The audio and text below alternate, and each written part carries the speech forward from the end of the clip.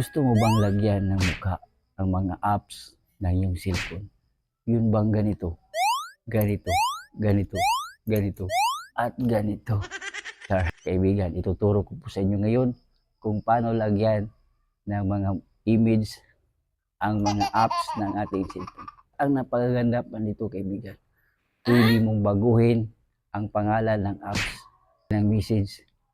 Gagawin natin pangalan natin, kagaya ng Facebook natin ang pangalan ng ating minamahal. Sado ka sa ating video.